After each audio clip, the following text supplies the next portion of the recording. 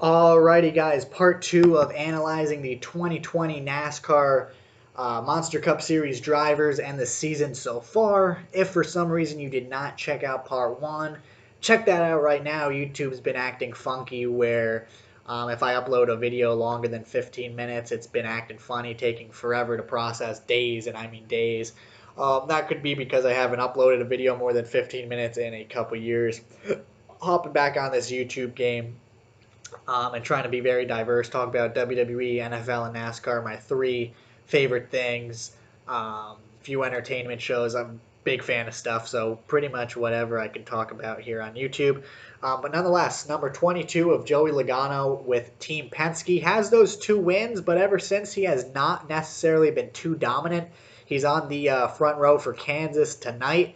We'll have to see. I do think he has a strong run. He has punched his way into the playoff picture, so once the playoffs come, he always seems to be dominant as well. But in part one, I kept mentioning Harvick and Denny Hamlin. I don't see Logano winning the title this season, but he will definitely be one to watch and should be one of those final handful of guys left around. The 24 Hendrick Motorsports Chevy of William Byron having a pretty strong year, up and down, a few DNFs in this season. I do think Byron barely makes it into the first round of the playoff picture as long as he keeps finishing, that top 15 where he has been. I don't see him necessarily picking up a win, but he may. He has been definitely dominant in a couple of races. The number 27, Rick Ware.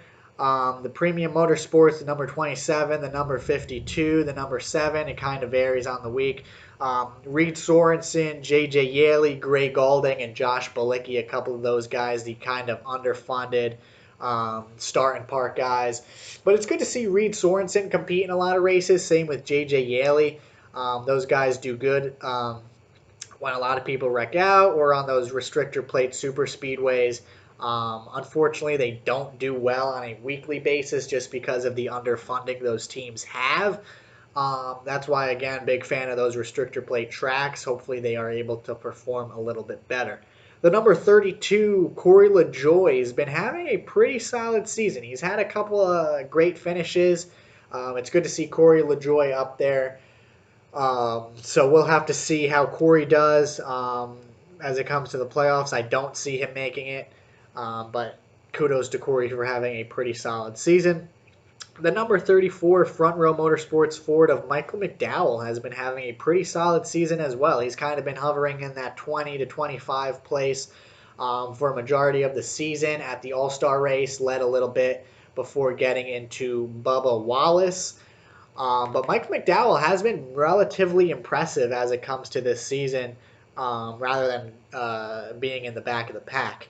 Unfortunately, next driver being back in the pack, number 37 of Ryan Preece, 3 straight DNFs and 3 straight last place finishes for the season. So Ryan Preece has not been getting the break that he wanted, he wants, he needs, he deserves.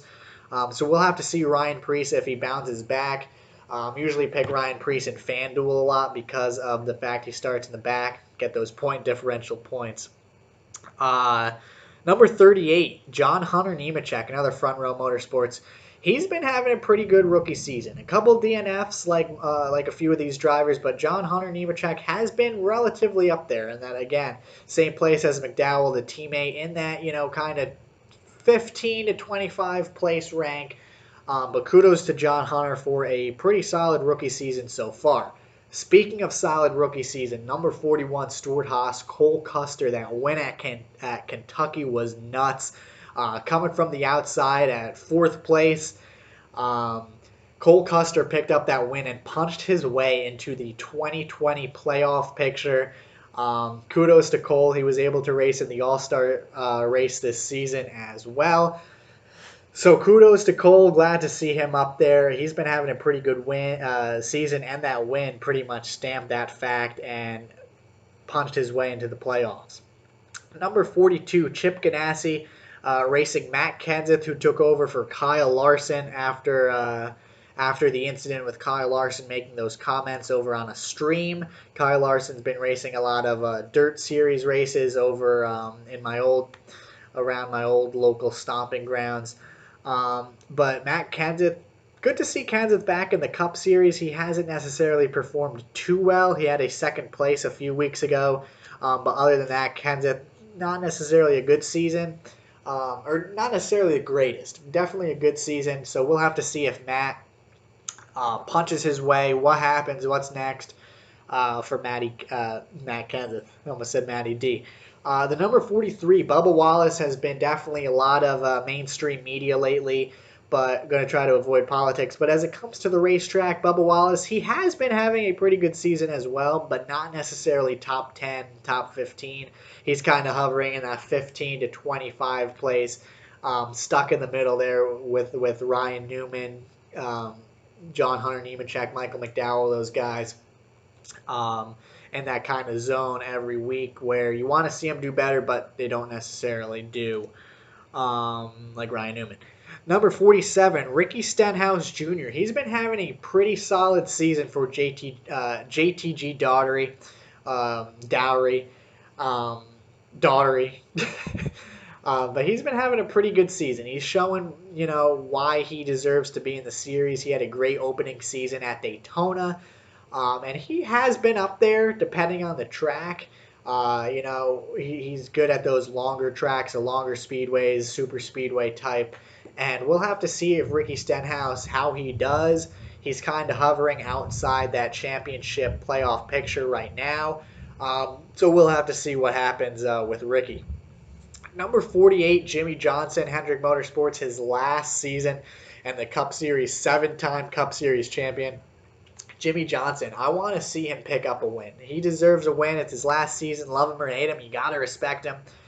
Jimmy Johnson, I got to see him pick up a win. And you know what's going to be interesting? Who takes over that 48 next year? Is it going to be Brad Keselowski? Is it going to be an Xfinity guy? Is it going to be, Matt Kenseth? Who could it be? Kyle Larson? Probably not.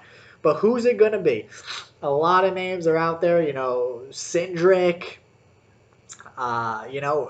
Keselowski. Who can it be? Matt DiBenedetto? Who knows? So definitely leave your comments. Who do you think is going to take over the 48 next year? But I definitely want to see Jimmy pick up a win. Another Rick Ware Racing, the 51, has been Joey Gase and Garrett Smithley, a little bit splitting that car this season. Again, another underfunded team that you want to see these guys do better, but unfortunately do not. You see the 53, another car as well, whether it be Joey Gase, Garrett Smithley, a little bit of Bailey Curry this season. David Starr ran a race, Josh Bilicki and J.J. Yeley as well. They kind of split it. We have the 66 of Timmy Hill. Again, you want to see these guys do much better than they do. But unfortunately, they don't have the funds to be able to compete on a weekly basis. Same for Spire Motorsports, the 77. Again, same list of guys. Ross Chastain ran a couple races. Sorensen, Yaley, Smithley. BJ McLeod ran a couple. James Davison, Bilicki, and Justin Haley was able to run it in the All-Star race. Where a lot of guys from Hendrick and I believe some Ganassi guys worked on the car.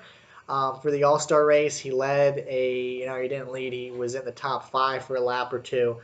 Didn't finish last in the All-Star race, but glad to see that he was in that spot in the All-Star race, which he deserves because of that Daytona win in July last year. The number 88 of Alex Ballman always does well, always in that, top 15 area. He punched his ticket into the 2020 Cup Series playoffs.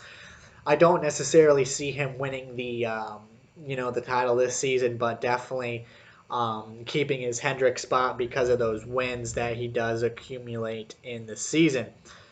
The number 5, Christopher Bell, another rookie. He's been pretty solid. A couple DNFs this season. Running in that zone kind of with the Newmans, with the Boyers, McDowells, a little bit better than that.